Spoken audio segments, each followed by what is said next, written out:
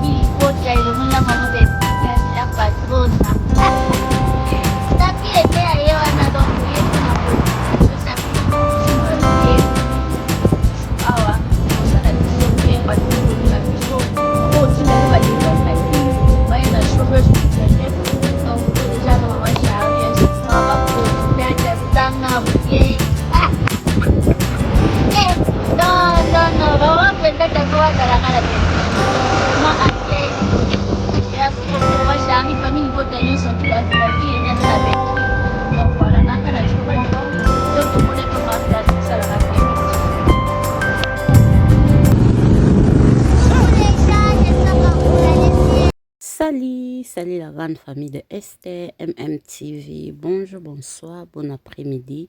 Bienvenue sur Esther MMTV. J'espère que vous allez bien. Moi, je vais très bien par la grâce de Dieu. Alors, nous sommes mercredi 19 mars 2025.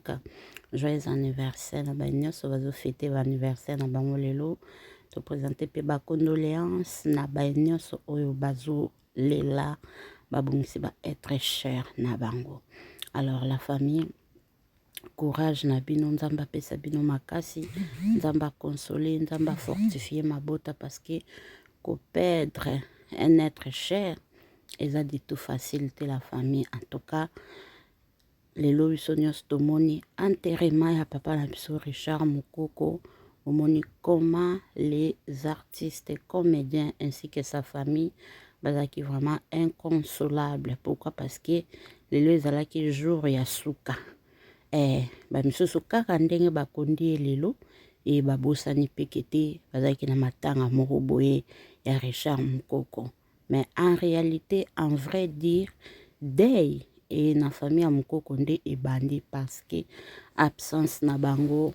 Ebi mtu soki akufi moko bato baoyo rendre bino ba visite obungisa makanisi moko ozobosana baosala effort basekisa yo babosanisa yo te parce que lelo batension ekoma bato bakoma obela batension alors esenga vraiment assistance ya makasi.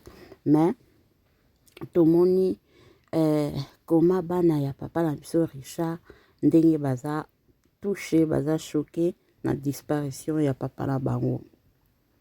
Pendant que matanga pa ba voisin sili, en tout cas pendant polémique pe na réseaux sociaux pour na matanga ngo sili bango nde siko matanga na bango elingi banda enfin que balela to ba se guérir na douleur oyo sans caméra sans eloko.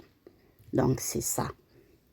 Alors tomoni comment maman na biso Belleville vraiment akangi akokite fala binisa bandeko kolela ya kati ezaka mabe makasi kolela ya kati ekozo binisa te ezalaka mabe makasi na temps ya likambo peu importe ezaka te ke na liwa yana mtu mususu aza stressé vraiment stressé au mona ma ya monsieur Bando Bimaye. Et ça bato mususu ekomeli na niveau wana mona fois lela fois se soulager pour à se soulager à se dégager. Donc si s'agit kolela bandeko na ka ya problème lela kolela o ezaki ozo sala effort ozo sala kaka o beta o sala sembla yaya soki esali au retour eyaka na ba malade belé. Alors on a vu comment maman na biso Belleville a pleuré son frère. Tant to moni, tant ba artiste nyonso bake ko s'incliner devant Richard Mukoko azalaki normal, asalaki effort ya kokanga motema. Mais tango kaka babeleli Bella Production ainsi que ba collègues nae, nous tous on a vu comment maman na biso a été affectée par la douleur. Yaya, et sa facilité. Premièrement, on a pesa nzambe merci parce que elle a qu'ici que papa na biso Richard Mukoko azaki vraiment mutakinya.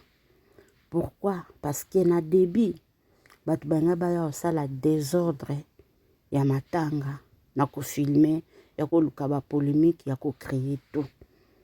Mais il y a une Bible lobaka vaut mieux la fin d'une chose que son commencement. Commencement banda qui n'a pas polémique.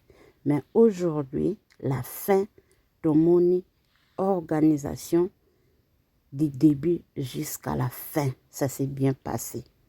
Tout le monde n'a biso bitumbate malgré ba infiltré bayaki na ba défi. Tant baye bayaki te po balela bayaki na makanisi ya licho baya kotala viki makambo epesamaki mbongo ezopesama te bacomédien boye bayaki vraiment baya otala comment bakoki kozwa moyen ya kozwa matière po lobi to na pokwa ya lelo baya osalela Bella. Mais baye bamoni ke matière eza te changer langage changer maloba bakomi koloba mbongo nyonso bosaleli babiloko so bopesaki yango de son vivant engaki ezala bien. Yaya ye kuto papa Richard ata na bomoi bapesaki ye te, mais à la fin ba honorer ba rendre ye hommage digne de son nom. Là ba comédien mususu bato ba ozanga ta moya ya ocha $1 bato ba ochate. Why? Parce que réputation mutuana eza mabe. eza mabe. Donc voilà la famille, ebele vraiment baya kindeti na forme ka ya défi, baya ba critiquer et tout consommer. Nzambe haebane ka comment confondre bato. Ba kozaki vraiment confondi et bazanga ki maloba. Ekomi basali effort baluka bitumba. Nani obundisa yo? Nani akokipe yo? Muta okipe bino azate. Topesi ka Nzambe merci pour eleki bien. Du début jusqu'à la fin, il y a cérémonie, il y a journée, les 19. En tout cas, l'équipe bien, mon papa Richard et Pema, na kimia. En tout cas, belle vie, toebike. Papa Richard a couché mercredi, ça on a été aux mercredi. Et a Kundamipe mercredi. Alors, mukolo tozwaka sango na ye bela suspendaka baactivité nyonso. Preuve na mémoire ya Richard Mukoko lelo filme na biso monene ekoti te.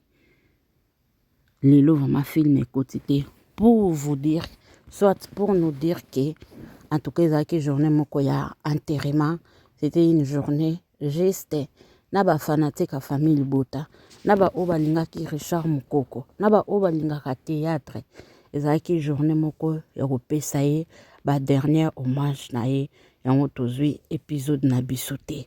Mais cela n'empêche que okende kotala film na biso, kende tala na yo soki nano bandi te occasion opportunité yango yo o se rattraper otala film et kosala bien.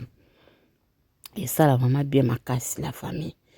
Histoire moko kitoko, Bactrice Bacter Kano, la fille qui dérangeait là, Myriam. Myriam est là avec Ralia, qui est sa copine. Moi, je suis sa maman Milo Moutou. Bakoko liboso. Bakoko liboso, bazaba kamad na bakoko na bangoti ya basi tout comme mibali. Mais ce que imaginez-vous, Myriam Ndenga Zawana, la famille, a boya koyoka. A boya vraiment koyoka. A pe sabatu mutu pasi. A sait ça bon ba mathématique. Donc, ba bate stratégie ni faut bazwilaye. Alors, total anan épisode où la famille, na autour de sa vidéo, il y a même pas 30 minutes. Alors, connexion et ça l'est vraiment kokoso. Je ne m'attendais pas que eko créer problème oyo bomoni na suka ya vidéo boyo ka geste mungongo bomona image te bozoyo kaka son tout comme pe maloba ya pamba. En tout cas, je m'excuse na salango exprité ba caprice kaka ya technique. Mais à la fin de cette analyse, je vais vous expliquer bit tout comme petit na ya vidéo wana parce que bino boza bato botala rabiso. So botindeli biso biloko, eza biloko msusu photo analyser non to lobela yango. Donc c'est ça. Alors, tokende na kati ya Bellevue TV, lokwa lelo tozwi film te lelo mercredi, boye baki lobi jeudi tokozwa 2 épisodes. Tokozwa na Candy Star, tokozwa pe na Bellevue TV. Alors, bo s'abonner massivement, bo aimer, bo partager, bo commenter et que ça là bien. Ok? Et ça là vraiment bien. Balobi, événement zaka moko, jour J moins 10. Jour J moins 10. Alors achetez vos billets. Rendez-vous zaka moko na kati ya showbiz. Ezami bale, misato, minete, ezakaka moko la famille. Alors, tokinde, to clôturer mois de la femme, et longo, na ba artiste na biso, otolinga mingi. Mama Milo alobi, bo mema ba papa, bo mema ba mama, bo mema bana. Aux occasions, aux opportunités, wana, moi photo te, et ça la bien, moi selfie, te nakanga photo na artiste, et ça à l'occasion, il y a cette manière à Bella, na showbiz, ba souvenir wana, et ça la toujours bien. Et ça va vraiment bien. Alors, tout son babillet, et vous allez kitoko ming. Alors, naturellement, moi extrait, il y a filmé, pour développer Kakasusu épisode Oyo. On arrive. Alors qu'en réalité, c'est toi. C'est toi qui dois prendre toute cette charge. Et voilà. Tu as posé la question, je vais te répondre, mais je ne veux pas d'autres questions. Écoutez, comprenez et obéissez. Afin que nyonso o ezaya biso, ezaya biso. Dacosta, c'est un enfant. Ongana Lokota. Nous étions à Matadi. Tobalana na papa Nabini, on n'avait pas encore d'enfant. Là où nous habitions, il y avait une folle. Oh, comme ça, était tombée enceinte et puis avait accouché d'un garçon. À chaque fois quand je passais, place folle en Wazaka, j'avais des remords, j'avais très mal de voir que c'était un beau garçon. Oh, il y a Zaki Fanda. Voilà un enfant qui était élevé par une folle. Comment Bakoka Ozala. Et donc, dans mon thème malade, j'avais compati. Et j'avais demandé, c'était compliqué, on ne pouvait pas arracher mon amabo comme Taïbo Mawana. J'avais demandé de l'aide. Il y avait une voisine et puis un garçon, un voisin là, qui m'avait aidé. Jusqu'à ce que tout ça qui n'y a ce toboto là et moi n'amabo comme Taïbo Mawana. Et donc, j'avais commencé à élever cet enfant. Et cet enfant, c'est Dacosta. Je ne voulais pas en arriver là. C'est votre papa qui ne veut pas comprendre, qui ne peut pas dilapider Nyoso Oiza Bisso en donnant la responsabilité. Maman, s'il te plaît, vas-y doucement. Maman, tu nous donnes trop d'informations. Vous ne comprenez pas. Parle quand même des dates. Maman, s'il te plaît. Notre frère. Vas-y doucement, s'il te plaît. Si tu as fait quelque chose de mal, tu peux le pardonner, s'il te plaît, maman. Au moins, tu vois ta naïveté. Tu vois. Maman. Pleure aujourd'hui. Et demain, tu me dis que tu es un nyoso. Non, tu as ce qu'on sait. C'est notre frère quand même. Il n'est pas votre frère. Aza mwana ya mutu aliboma oyo nga nazwa na botola pona élever na pesi vie. Il n'est pas votre frère. Ta soeur c'est Linda. Et toi ta soeur c'est Elena.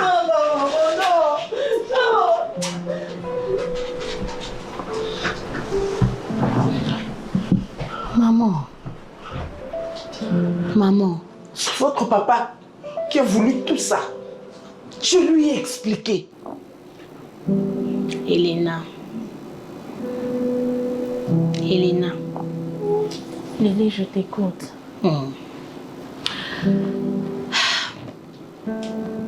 Est-ce que tu sais que ce que maman nous a expliqué, nos vies en dépendent? Est-ce que tu sais que ce que maman nous a expliqué, nos vies en dépendent? Ah, tu fais ça, ok. Elena, il est temps pour toi de grandir. Grandis s'il te plaît et concentre-toi. Reste concentré. Je vais maintenant t'expliquer étape par étape.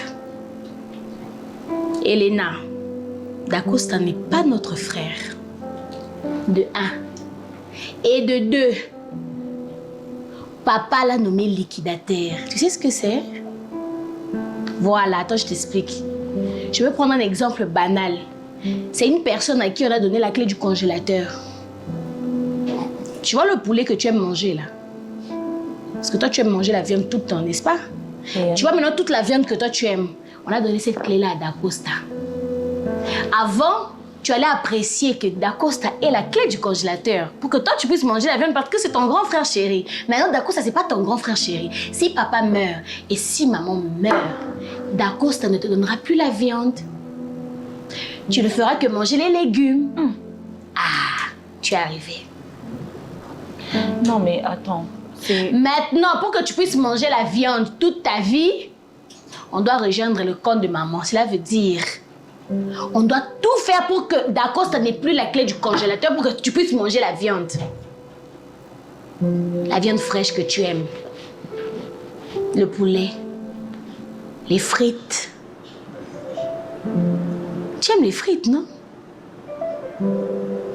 Avec la viande de bœuf, le piment. Tu vois tout ce congélateur là, c'est Dacosta qui a la clé maintenant. Alors il est grand temps pour toi d'arrêter de pleurer, d'arrêter d'avoir pitié de lui. C'est moi, c'est un psychopathe aussi. J'ai toujours su qu'il était fou. C'est comme maman m'a dit que sa mère était folle, que j'ai compris. C'est un psychopathe, c'est un malade. Regarde ce qu'il nous a fait subir depuis qu'on est petite. Il est sûrement qu'il est bipolaire, sûrement qu'il est schizophrène.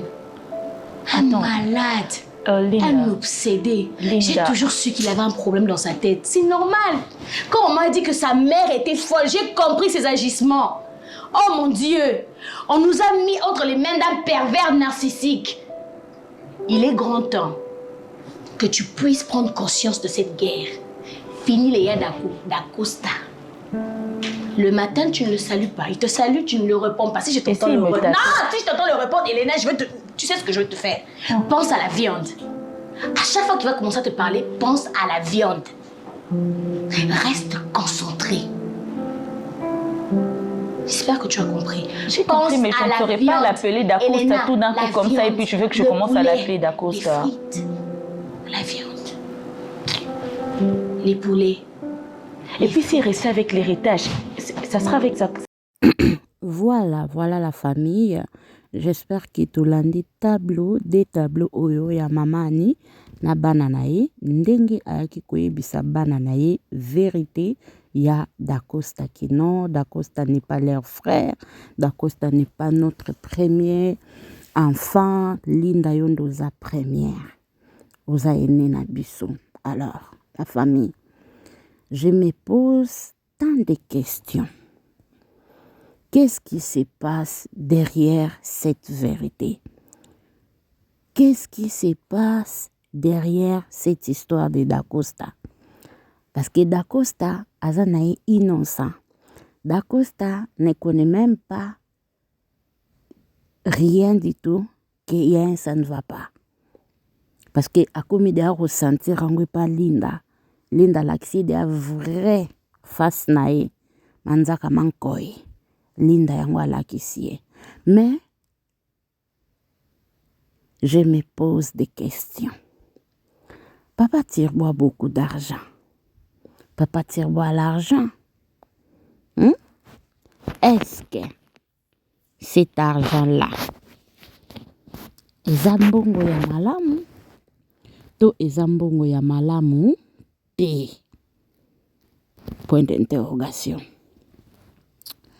Ce qui est zambongo ya malamu, gloire à Dieu. Alors, ce qui est zambongo à kisi, est-ce que moi Siwana ya Libuma, qui est la mère de Dacosta, Azam moi si t'es peut-être bapesa qui papa na biso Tirbo condition que non, tu dois quand même coucher na muta Liboma to yebite. Est-ce que Dacosta Azam mwana biologique te ya papa Tirbo par hasard to yebite lobi kande to ko découvrir ngo? Parce que moi personnellement je croyais que les lots rosa film la mwana na émission analyse à tongo na sala ki alobaki rendez-vous na ba 16h30 parce que toyeba ete que les lots rosa film était. Mais est-ce que qui est d'accord avec moi, qui pense comme nous, comme moi, que Dacosta est le fils biologique de papa Tirbo? En dehors, il y a histoire, oh maman, ni ayebi, parce que bon, balé bayebi histoire. Mais qui pense comme moi que Dacosta est le vrai fils biologique de papa Tirbo? Parce que soki azalaki mwana na été. Lorsque mamani a parlé à son mari, Papa Tirwalinga libre, ça t'a moi, donnez-moi le temps de réfléchir sur ça. Idée ça n'a pas bête mais pesangata. Pourquoi papa Tigwazala qui ferme na parole nae, na maluba nae, que yenda za chef d'Acosta nde mutoko konza? Est-ce que maman ni a joué na ignorance te? To ezande ni la famille. Boy bisanganan parce que to linga to comprendre, to linga to yeba histoire oyo ndenge ezokendele. To linga vraiment to yeba. Alors, tous allez belé, brancher, scotcher na kata Bellevue TV. Pour tous avoir histoire ya kitoko, pour tous voir kabilo kwa bien, bilengi ngeli nulle part ailleurs. Alors pour na kota na sujet ya lisolo na biso, na ina cha entre parenthèses bandeko. Na chaki bozaka na chango boyoka, eza ba archive. Et c'était prévu na kote sana analyse oyo avant ya vidéo koto ekoti kala mingi te. Parce que nyonso ekende de père. Moni muloko. Munoko eza bilobela tolobaka trop. Ya omuntu soki akufi eloko liboso epolaka ezaka munoko. Poso ekangami na 8 heures d'etat kuta pamba soko olali. Olamuki oyoka mwa odeur mobo ya bien te. Ba archive on a tchelaki bino ya Ebutu.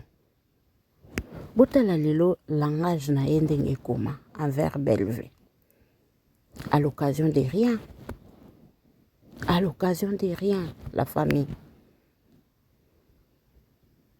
À l'occasion de rien, kofinga, koloba et tout consort. Lelo soko zana camarade moko azana mbongo. Eke, aosungo na mukie. Yete mto akomiso mvwama. Yo moko. Tangu ba opeso, foko eba ko multiplier. Foko eba ko balola. Lelo bomo na différence que tangu bela zaki pembe na maman Olive, la famille. Batutu. Bazaki na ba témoignage ya malamu ya mama wana. Mama. Lelo pe bela zate, j'espère que différence on a pété au monango. J'espère que différence on a to au monango. Et on bomoni batu belé pe bayaki pembe na bela pour intérêt. Parce que baye que non, azaki na motema wana ya kosololaka na maman Olive pour na ba collègue na ye, pour na soucia bandeko na ye. Mais mabe ya ba collègue ngo tango ba bande kozwa. Baye ka kete lelo so tozui lobi so toki maman opesa. Lelo so tozui lobi so toki maman osa nini a opesa. Ba bande ko yeba ko multiplier te, ba bande ko yeba ko bomba te, ko sa l'économie te. Yon lelo ba se retrouver main vide. Ba rage wana nde pesa bango ba vertige. Ba vertige. Kaka ye mutu moko alobaki te ndenge zana biso bafutaka biso te, biso batindaka biso te. Lelo tomoni ayaka koloba wakete batindaka bango. Tout ça ce sont déjà des archives. Eza ba archive la famille. Yango wana moko so moni mutu aofinga bela. Yaya botala ata na ba rétroviseur. Otali olobia oyo pia kamto ko mosale bongo. Aromoluka $20, $10 pour aller à bémission. Pour aller à bémission. Vous en avez un extrango. Non, gloire à Dieu, nous avons épargné, nous avons gagné, nous avons fait gagner, parce que nous avons gagné. Nous avons tout à l'heure, nous avons dit que nous avons bénéficié de Zalaki. Nous avons comédie, parce que nous avons dit que nous avons dit que nous avons nataki komo ya mutu te. Nataki komo Bellevue. Très bien. Tant Bellevue ça qui mi collé sur na mer. Ba comédie nyonso théâtre ba yebi yango ba se retrouver. Lelo ba se retrouver sauter. Parce que ça ko lobela bango. Conseil na lelo azali ba comédie ba se retrouver sauter. Non, le ko la tiko Bellevue ça sou collé penza mama te papa ndesa ki liboso. Yo mate ba comédie ba kenda so pa ite. Ba kenda so ba GLM. Bellevue ba na moto. Vous comprenez bien limité. Ah bon? Là, Si vous voyez une belle fête, ça, nous sommes même des missions du matin. Je te dis, il a une histoire, frère. Après, ça va une belle fête, BBC théâtre. Est-ce que une fois que tu as un bureau, après, il y a un bureau, après, son bon. Moi, non, ça va belle vite. Non, à travers belle vite, après, ça va. Oh, tu as un bureau, on va jouer à cause de moi, après, si au sein. Qu'on finit, on a fini. Oui, non, il faut qu'on finisse. Très bien. Mais ne croyez pas que ce côté d'intérêt, c'est vous n'avez pas la commande. Attaquez les autres. On a beaucoup de tournage. Tu as beaucoup de l'ambition. Tu as beaucoup d'ambition. Mais en ça, on a un respect de bata. On a ça en tête. On a ça en tête. On a ça. Mais je pense que le bateau va tourner et c'est le bien. Très bien. Ma pire, il y a des ma pire, il y a des balites. Donc, on finit tout ça. On te répond de l'autre. C'est un problème, mais le problème, c'est que la belle fille, bateau à mon qui va la force à y avoir, et ça, nini. On finit, on a fini. Mais peut-être ça qui doit être. Tu as beauté parce qu'il y a ça, mon colo, il faut pas ça avec exemplaire. Il faut pas ça avec genre, mon boé. Tout à micro, finir mon petit, finir ma marichane, finir ma tébélé. On a vu watcher les pièges. Voilà, et ça qui est au côté. Il y a ça, mon tour, au face à exemplaire. Et ça pour. J'espère que bisonyos tolande na boke binyonso ke so boyebi de Bellevue apekisa biso. Alors makambo ko pekisa oyo ebanda kala. Ebanda vraiment kala kebela apekisa kabela alingi na ete batu bafingaka. Batu ebele bandima yango te oyo eza ba témoignage batu batikali na wana mitu pe na minoko na bango. Do lelo ata ye koloba ndenge nini. Foka kotia na mutu kete aye na ye kokosa. Pour vérité déjà c'est à loba. Bachaka mundu kite ba força ka ete. Soroza peme na moto. Ozozo moi 10 francs ya yeba ko balusa. Polobi obenga moto ana moto mtema mabete. Obenga ete faux master. Ye ya ye akabaka te. Non. Osala bongo te. Osala bongo te. Ponzambe a pe juste.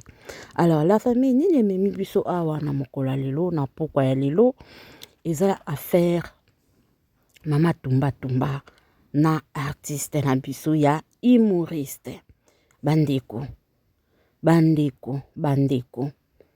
yana bato mosusu baza na monopole ya kofinga ya kosala n'importe quoi na ba vie ya bato mais bango so ba toucher bango kana ba point faible ekomaka mosusu. Ekomi makambo mosusu. J'espère que natielaka biso ba audio wana place au wapi les artistes bazalaki mécontente na ba acte na ba propos ya comédienne na biso ndenga lobiki te aliaka Diana na makimba na kwanga. Alors esepelisaki bato te esepelisa te bazalaki ebele wana na kati ya live Prévani Joël azalaki Zigura azalaki, la duchesse azalaki, et bazaki mo ebele batu pe babande ko intervenir et pour dire vrai que ebele ba sepela été na ba propos wana. Mais à ma grande surprise, hier namoni ndeko mwasi a pesa humoriste conseil que non akotaka makam na été. Ya exemple te, ye pa finga mama Kalunga a finga mame pela. Ce qui a perdre, n'est perdre à Kanaïwana, à Salake fort, à Kotaka Makam na été.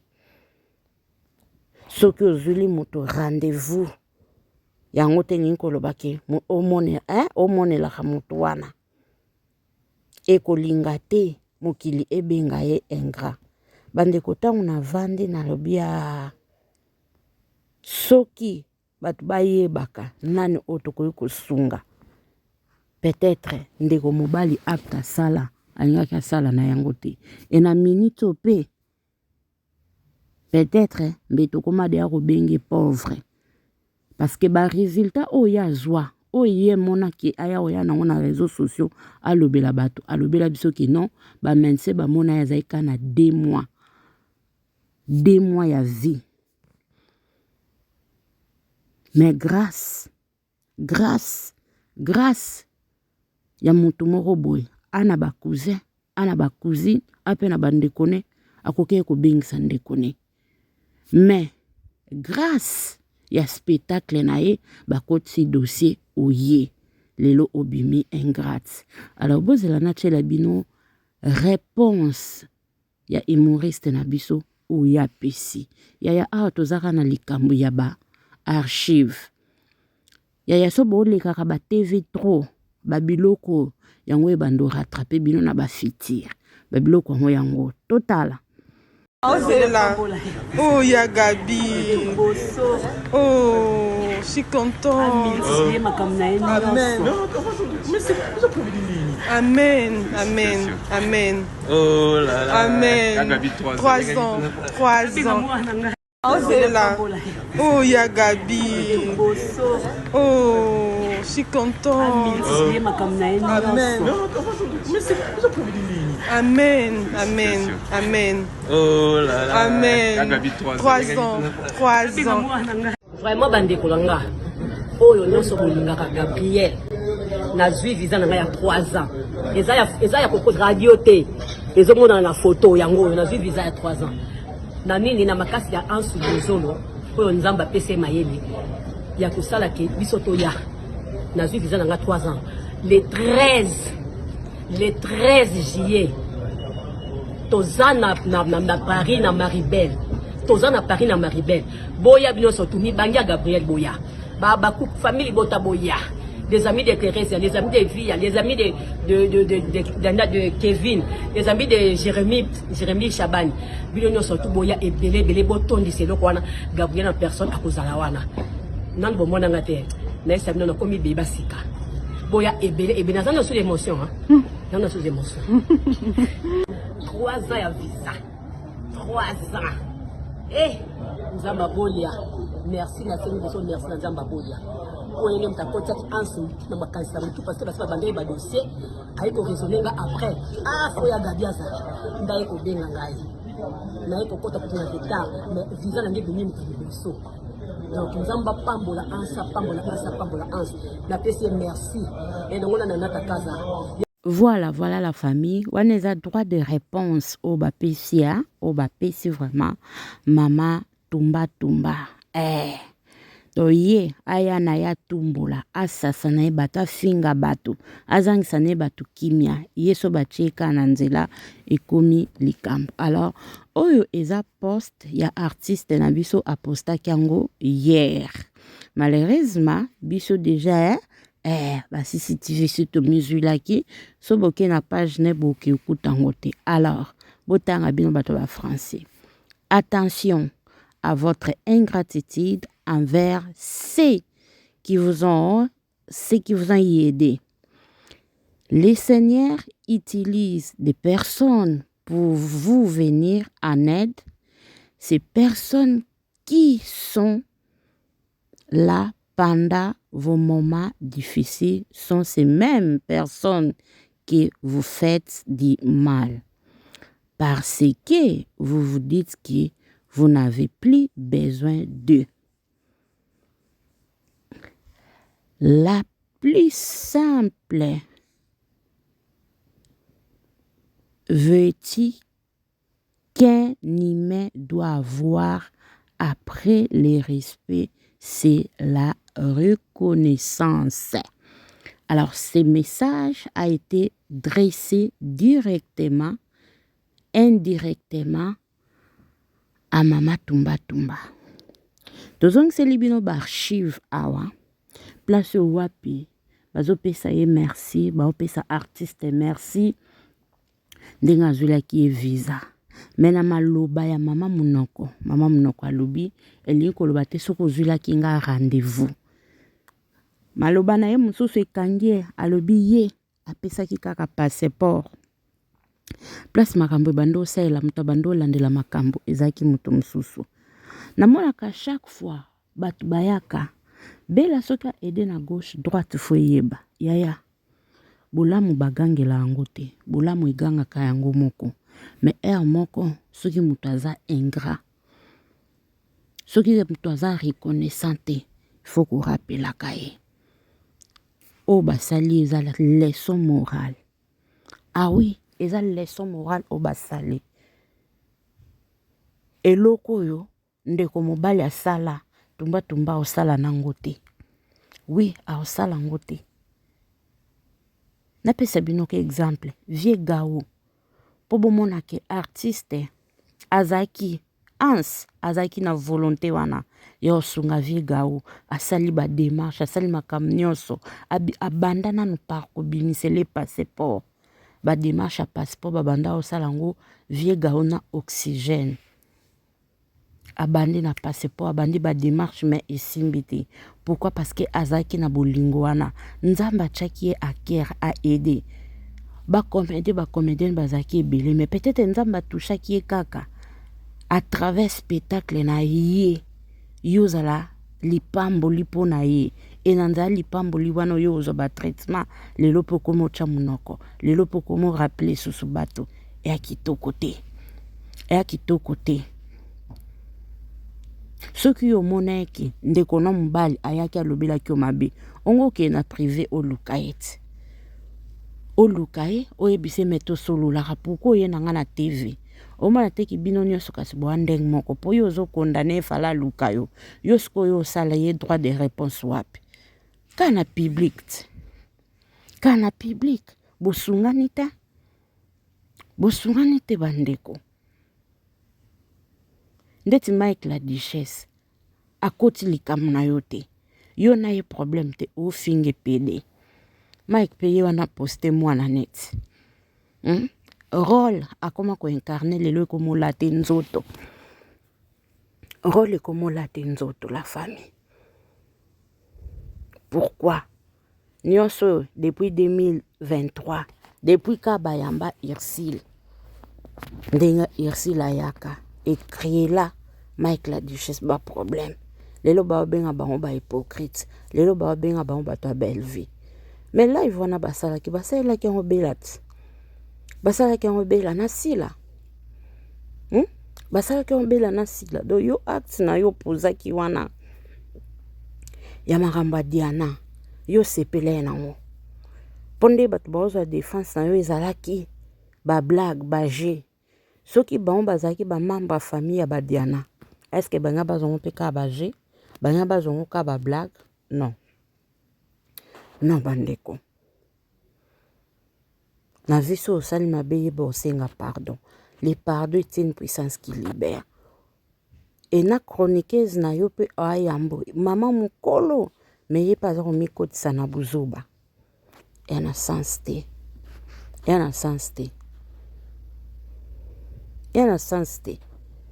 Yo c'est la batu ba prière, c'est lo ba dire na yo, mais ye pas ko c'est lo ba prière. Mutoki na ye ba relation na ye nyonso ya yeti. Ba effort eza ya ye.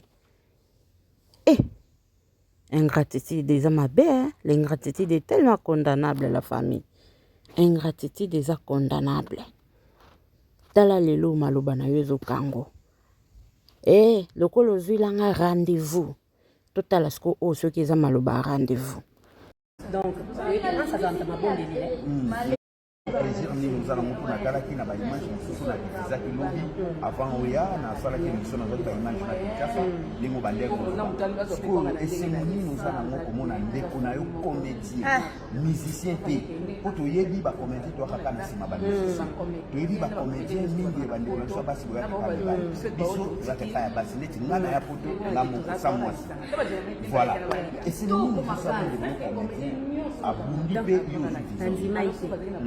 Nandima qui était un savon pensé de rail. Très bien. Donc, un savant ma bonne délire. Avant ma bonne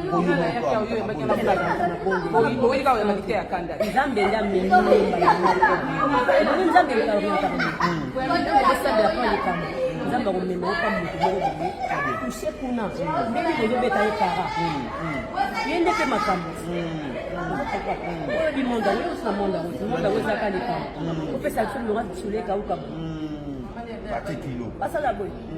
Ils ont bien mon enfant la matin. Voilà. Qui pour révéler un. Aïe pour payer Gabi na yeto soit na biso na yeto. Ya biso bakota ka. Soit dans la zone va privé to blocané. Allez to fungolo la nani. Donc Nanzima kite nzamba ansi wana pambola ye. Apambola famille na ye mobimba, apambola bana na ye de génération à génération. Et loko ya sali ayebi te na bana na nga ba sepeli bande ko nga ba sepeli. Na gaita na téléphone na bluetooth na tongo tout ça na ye. En tout cas toujours azolo ba pe maluba bien na ensemble le pe ko na bisu bande ko no ko toujours ko joyeux. Ya gabi vision oye ezaka ka spectacle ko za na 300 na yo na yo akoye. Na kozonga nanga na kozonga après moi les locaux de sobayaka nanu tali terrain au bonisi terrain tu comprends na bonisi terrain après na kei même bala en royas ko boye na ko sata ba 3 mois on a ça na besoin de traitement ma ya voilà ya mo pe lo ngena na tuna ko moi polémique mo be bini na kata Congo ba comédien hein ya CC ba lio ba o ya ba PC visa parce que ko taki na ba bio ka maladie ba maladie ya non ba PC atanke ni ka maladie même pas to ko kisika mamba Quand tu nga kutu nena zabo nga kutu dangana ngana pesa ika passeport mikanda nyonso tu engambe mtu azosala tu Patrick Engambe ngai te ozaika na même dossier biso nyonso yo iba dossier oyo kosa rombolo na mbinga te jamais ya mama c'est ça même dossier même dossier kaka eza na okama eza makambo yaka bato ba DG belé ici takia balbe sali sakala est-ce que ça carreza pour na mbato pour na visa yo bana no mapapa na ngapona nini pona nini eza kana nzambe mo ka binanga sala makambo na ye bango pele bakotisi recours ndenge asa makasi mingi alingi kutu te bato bango batika donc baoya na deuxième en tout cas Gabriel bato ebele bazozela yo bamama surtout bamama lokwanga na molobela bamama on peut soumettre information bamama na Paris bazozela yo mama Nicole Malonga oyebi etiko ya Château Rouge comment na pesi mbote na ozala Château Rouge ba mama na ngai Véro Mangoli ozala na 9h okosala ndenge ni manzaka nini donc eloko te nakoki te oke na banki boyebi mpe banki yango fokofada ozela osala batero ezoleka donc moi ezali te moi ebombolo babombolinga koka kitoko bakani lelo yango wana bandeko monde yango ya art eyekende liboso te mpo les comédiens boza bajaloux les comédiens boza bahypocrite bolingi bacorrection te bolingi bareproche te bolingi yango te bana mibali oyo opesaki baexemple baa mibali na poto baza ebele seke yo obanga mpe zigura mpo zigura mpe azalaki na kati ya live wana zigura azalaki na kati nga siko motuna nange ezaki yo na la duchesse bowela nini soki kutu moto apesi yo visa osali eboye ebongo la duchesse oyo peut-être asalela yo eloko agrave te na vie ofingi deux fois tendeni ofinga etendeni